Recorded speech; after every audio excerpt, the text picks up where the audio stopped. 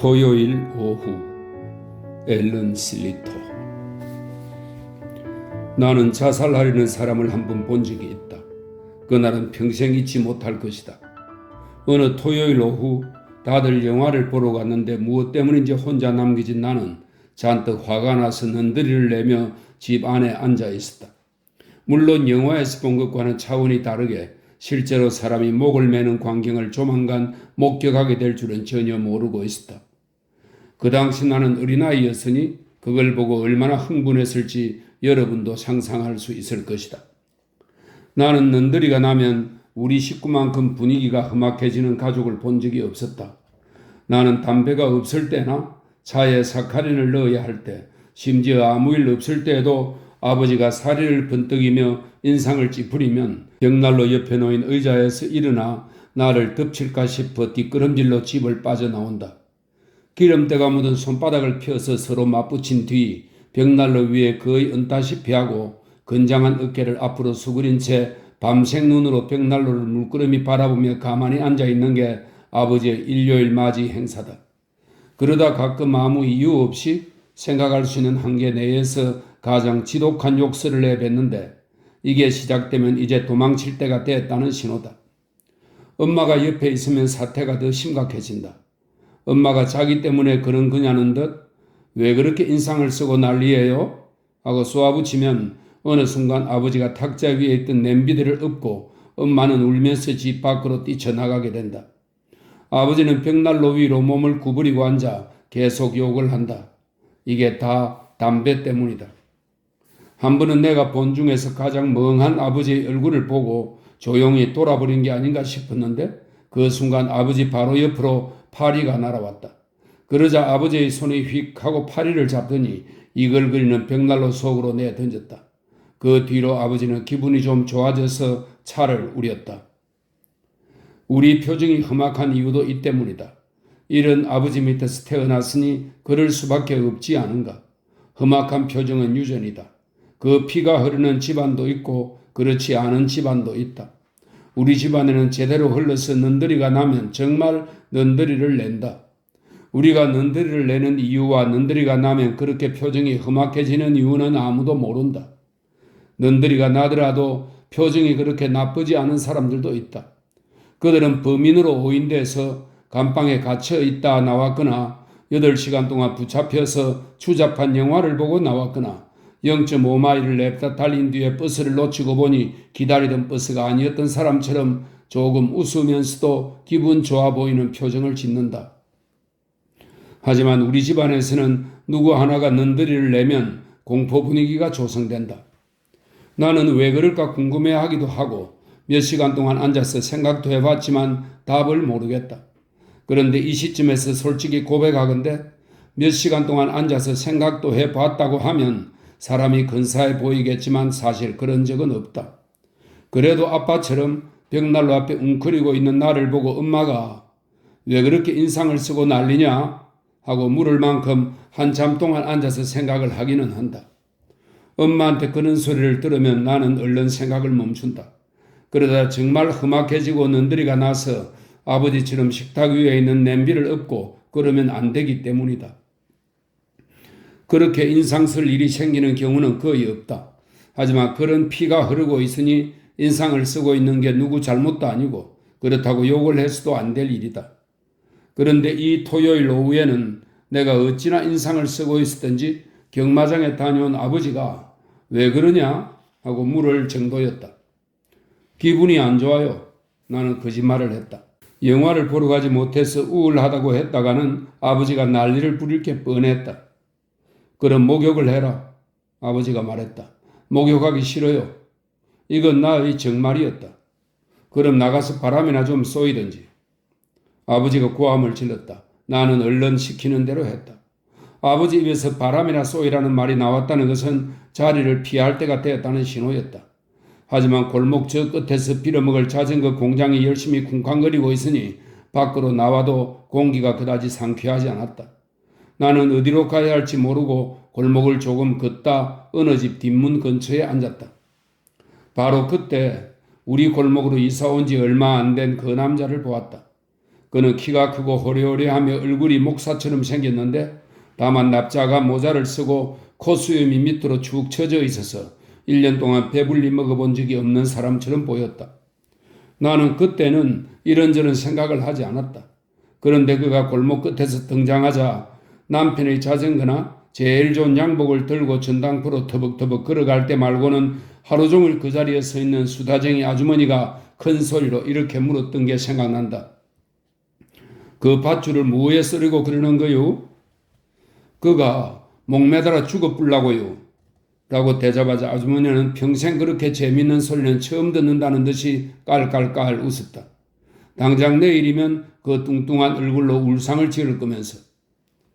그는 새로 사서 뚫뚫 감은 밧줄을 들고 담배를 피우며 내 쪽으로 걸어왔고 나는 나를 훌쩍 뛰어넘어 지나가는 그의 신발에 차여 어깨가 떨어져 나갈 뻔했다. 내가 앞 좀 잘 보고 다니라고 말했지만 돌아보지도 않는 것을 보면 내 말이 안 들리는 모양이었다. 주변에는 사람이 거의 없었다. 아이들은 아직 영화관에서 돌아오지 않았고 아이들의 엄마 아빠는 시내에서 쇼핑을 하고 있었다. 남자는 골목을 지나 자기 집 뒷문으로 걸어갔고 영화관에 못 가 딱히 할 일이 없었던 나는 그 뒤를 따라갔다. 그가 뒷문을 조금 열어두었기 때문에 밀고 들어갈 수 있었다. 나는 한쪽 엄지손가락을 빨고 다른 손은 호주머니에 꽂은 채 서서 가만히 그를 지켜보았다. 그의 눈이 이제 좀 더 자연스럽게 움직이고 있는 것을 보면 나의 존재를 알고 있는 듯한데 전혀 상관하지 않는 눈치였다. 아저씨, 그 밧줄로 뭐 하려는 거예요? 내가 물었다. 목 매달아 죽어불라 그런다. 그는 마치 한두 번 목을 매달아 봤고 전에도 사람들한테 똑같은 질문을 여러 번 받아본 것 같은 말투였다. 왜요? 그는 나를 남의 일에 참견 잘하는 촌놈이라고 생각했을 것이다. 그러고 싶으니까. 그는 위에 있던 냄비를 모두 치우고 식탁을 방 한가운데로 끌고 왔다. 그런 다음 식탁 위로 올라가 전등에 밧줄을 동여맸다. 식탁에서 끼익 소리가 났고 그다지 튼튼해 보이지 않았지만 그래도 소기의 목적을 달성하는 데는 아무 문제 없었다. 아저씨, 그게 못 버틸 텐데요? 나는 영화관에 앉아서 정글짐 시리즈를 보는 것보다 여기 있는 쪽이 훨씬 재미있다는 생각을 하며 말했다. 하지만 그는 신경질을 내며 내 쪽을 바라보았다. 내 일에 신경 꺼라. 나한테 당장 꺼지라고 할 줄 알았더니 아니었다. 그는 선원이나 그 비슷한 일을 했던 사람처럼 밧줄로 멋들어지게 매듭까지 만들었고 매듭을 만들면서 혼자 멋들어지게 휘파람까지 불었다. 그러더니 내려와 식탁을 벽 쪽으로 다시 갖다 놓고 그 자리로 의자를 끌고 왔다. 그는 절대 험악한 표정이 아니었다. 우리 가족이 눈더리가 나면 짓는 표정과 한참 거리가 멀었다. 우리 아버지가 일주일에 2번 짓는 그런 표정의 절반만 되었더라도 진작 목을 맸겠구나 싶었다. 그는 생각을 아주 많이 한 사람처럼 그 일이 지상에 사는 마지막 일이라도 되는 것처럼 밧줄을 능수능란하게 다루었다. 그런데 나는 서 있는 위치가 다르다 보니 그가 모르는 사실을 알고 있었다. 내가 보기에 밧줄은 버티지 못할 게 분명했다. 그래서 나는 다시 한번 말했다. 입 닥쳐라. 그가 조용히 말했다. 안 그러면 발로 차서 내 쫓아버릴 거다. 나는 그 광경을 놓치고 싶지 않았기 때문에 더는 아무 말도 하지 않았다. 그는 모자를 벗어 찬장 위에 놓은 다음 외투와 목도리를 벗어 소파에 펼쳐놓았다. 나는 무섭기는커녕 재미있었다. 16살인 지금 같으면 무서웠을지 모르지만 10살이던 그때는 목을 매는 사람을 단 한 번도 본 적이 없었다. 그가 밧줄에 목을 걸기 직전에 우리 둘은 사이가 가까워졌다. 문 좀 닫아다오. 그의 말에 나는 시키는 대로 했다. 그 나이 치고 착하구나. 그는 이렇게 말했고 내가 엄지손가락을 빠는 동안 주머니를 뒤지더니 그 안에 들어있는 잡동사니들을 식탁 위에 꺼내놓았다. 담배갑과 페퍼민트, 전당표, 낡은 빛, 동전 몇 개. 그는 1페니짜리 동전을 집어 나에게 주며 말했다. 내 말 잘 들으라. 이제 내가 목을 매달 거니까 내 몸이 앞뒤로 왔다 갔다 하면 이 의자를 뻥 차서 치워버리라. 알았지? 나는 고개를 끄덕거렸다. 그는 밧줄을 목에 걸었다가 잘 안 맞는 넥타이라도 되는 것처럼 벗었다. 그런데 아저씨, 왜 그러는 거예요? 나는 다시 물었다. 사는 게 눈더리가 나거든. 그가 아주 우울한 표정으로 말했다. 그리고 죽고 싶기도 하고 애인도 떠났고 직장에서도 잘렸어. 나는 그를 말리지 않았다. 말투로 미루어 목을 매는 것 말고는 아무것도 할 수 없는 상태였다. 게다가 표정이 희한했다. 나한테 말을 할 때도 내가 안중에 없는 게 분명했다. 우리 아버지가 짓는 험악한 표정과 전혀 다른 것을 보니 아버지는 그래서 목을 매지 않는 모양이다. 우리 아버지는 이 남자 같은 표정을 지은 적이 없다. 아버지는 사람을 똑바로 쏘아봐서 뒷걸음질로 집을 뛰쳐나가게 한다. 그런데 이 남자의 눈빛은 사람을 통과하기 때문에 감당할 만했고 봉변을 당하지 않겠구나 하고 안심할 수 있었다.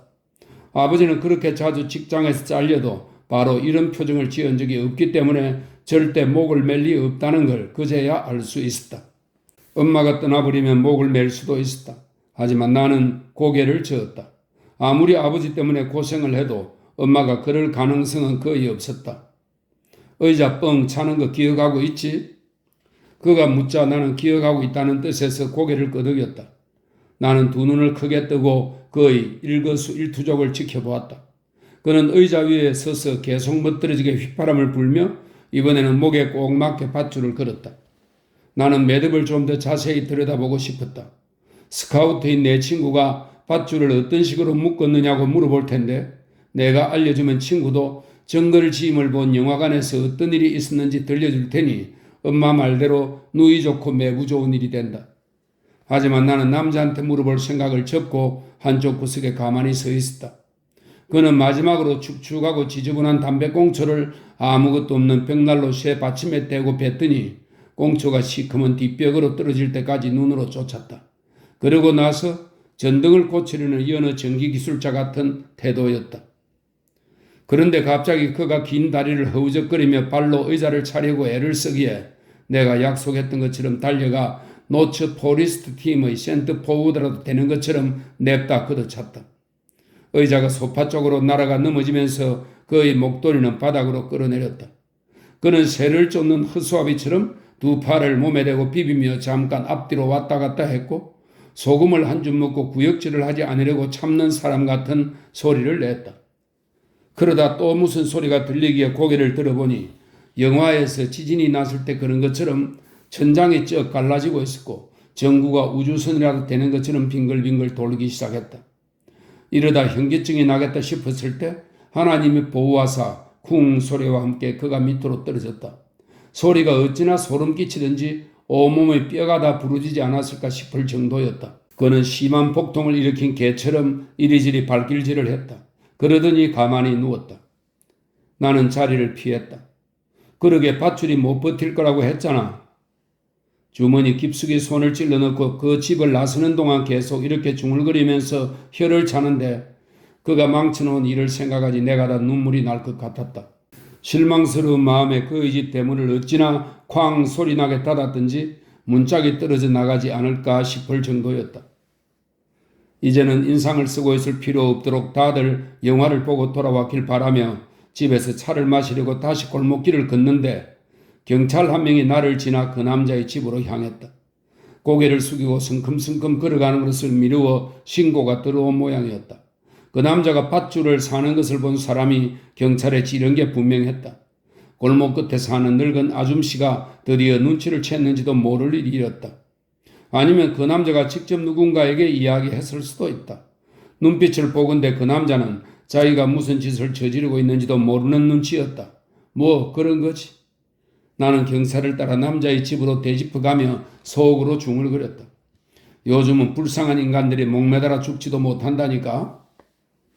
돌아가 보니 경찰이 주머니 칼로 그의 목에 걸린 밧줄을 자르고 있었고 물을 한 잔 건네자 남자가 눈을 떴다. 나는 그 경찰이 싫었다. 화장실에서 나 파이프를 훔쳤다고 내 친구 몇 명을 소년원으로 보낸 장본인이었다. 무엇 때문에 목을 매단 겁니까? 경찰이 남자를 이렇게 앉히며 물었다. 그는 그의 아무 말도 하지 못했고 전구가 부딪혀 깨지는 바람에 한쪽 손에서 피를 흘리고 있었다. 내가 밧줄이 못 버틸 거라고 했는데 그는 내 말을 듣지 않았다. 나는 목을 매달 일이 없겠지만 만약 목을 매달아 죽을 거면 전등이 아니라 나무에 밧줄을 걸 것이다. 무엇 때문에 그랬느냐니까요? 그러고 싶었어요. 남자가 쉰 목소리로 대답했다. 이 일로 5년형을 받을 수 있어요? 경찰이 말했다. 나는 집 안으로 슬금슬금 들어가 아까의 그 한쪽 구석에서 엄지손가락을 빨고 있었다.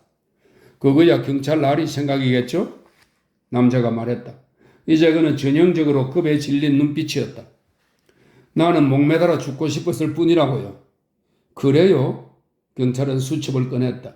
이게 위법 행위인 걸 모릅니까? 설마 그럴 리가요. 내 목숨 아닙니까? 당신은 그렇게 생각하겠지만 그렇지가 않습니다. 경찰이 말했다. 그는 피가 나는 손을 빨기 시작했다. 보이지도 않을 만큼 작은 상처였다. 내가 알기로는 그런데요? 남자가 말했다. 아니라니까요? 경찰이 말했다. 두말하면 잔소리겠지만 나는 남자가 목을 매는 것을 도와주었다고 경찰에게 실토하지 않았다.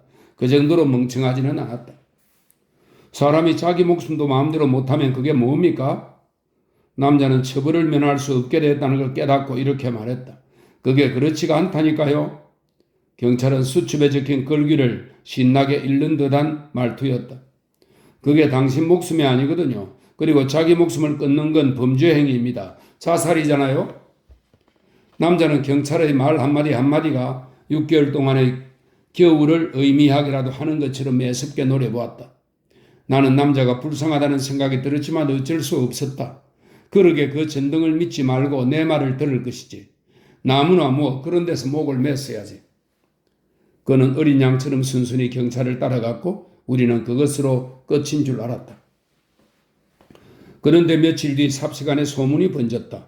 저녁마다 병원에서 배식과 청소를 담당하는 아주머니가 우리 골목에 사는데 그 아주머니 덕분에 우리 동네 사람들이 포스트보다 더 그 소식을 먼저 듣게 됐다. 그 아주머니가 골목길 끝에서 어떤 사람한테 하는 이야기가 내 귀에 들렸다. 나는 상상도 못했어. 경찰에 끌려갔을 때 그 남자가 그렇게 정신 나간 생각을 하는 줄 상상도 못했어. 그런데 그랬더라도 살다 보면 놀랄 일이 끝도 없다니까. 침대맡을 지키고 있던 경찰이 잠깐 볼일 보러 간 사이 병원 창밖으로 뛰어내렸지 뭐야? 믿어져? 죽었느냐고? 안 죽었으면 사람이 아니게. 그는 창밖으로 몸을 던져 돌처럼 바닥으로 떨어졌다. 나는 그렇게까지 해야 했더니 안 됐다는 생각이 들었지만 또 한편으로는 그게 자기 목숨이건 아니건 상관없다는 것을 경찰과 모든 사람에게 보여주었다는 것이 기뻤다. 그런데 그 멍청한 작자가 6층 병실에 입원해 나무에 밧줄을 매단 것보다 훨씬 더 깔끔하게 인생을 마감했다니 놀라운 일이었다. 나는 이 일 덕분에 앞으로 가끔 우울해지더라도 다시 한번 생각하게 될 것이다. 내 안에 꽁꽁 묶여있는 새카만 석탄 자루 때문에 얼굴에 먹구름이 끼인다고 해서 목을 매달거나 2층 버스로 몸을 던지거나 창밖으로 뛰어내리거나 정어리 통조림으로 목을 따거나 가스 오븐 안에 머리를 박거나 축 늘어진 몸뚱어리를 선로 위에 누워야 하는 것은 아니다. 그 정도로 우울하면 의자에서 움직일 수도 없다. 아무튼 나는 목을 맬 정도로 우울해질 일은 없다. 이름 모를 그 아저씨가 전등에 매달려 대롱거리던 모습을 떠올릴수록 목매달아 죽는 것은 못할 짓이라는 생각이 든다. 무엇보다도 자살을 생각할 만큼 우울했던 그 토요일 오후에 영화를 보러 가지 않았던 게 이제 와서 얼마나 다행스럽게 느껴지는지 모른다. 덕분에 자살할 가능성이 깨끗이 사라졌으니 말이다. 내 말을 믿어도 좋다. 나는 반쯤 정신이 나간 채 105살까지 살다 큰일 났다고 비명을 지르며 집 밖으로 뛰쳐나갈 것이다. 지금 이대로 살고 싶으니까.